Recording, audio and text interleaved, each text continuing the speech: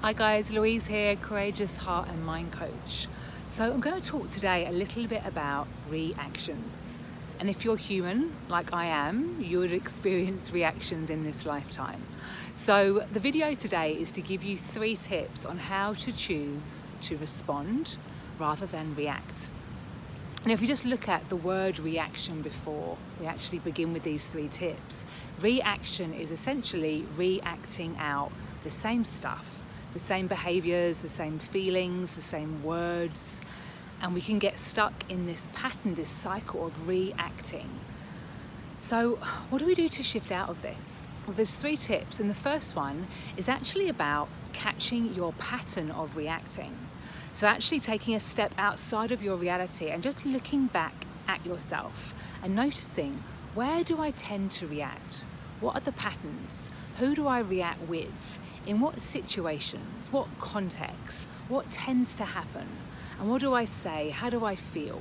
So just becoming objective to your pattern of reacting and seeing it really clearly and being ruthlessly honest and loving with yourself about this. So that's the first one, catching the pattern that you run of reacting your stuff. Secondly, is about a deeper level of understanding.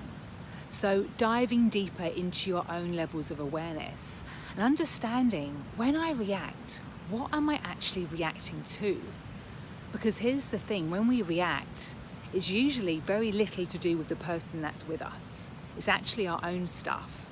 And the reaction is normally a result of something being triggered on the inside, an old wound, an old memory, a limiting belief. For example, if you're arguing with your partner, is there a belief running that they may leave you? If you are arguing with a friend, is there an old wound of a friend that said something once that deeply hurt you and you're worried this is going to happen again? So just checking and asking yourself, what is the reaction actually on behalf of? What has happened previously that means I'm showing up and reacting in this moment because of my life experience so far? And the third one, and this is the one with the greatest leverage of change, is actually to change from reaction to response in the moment when the trigger is happening, when the situation is running. So what do I mean by this? We always have a choice. We get to choose what we think, feel, say and do. They are your 4 personal powers that you get to own.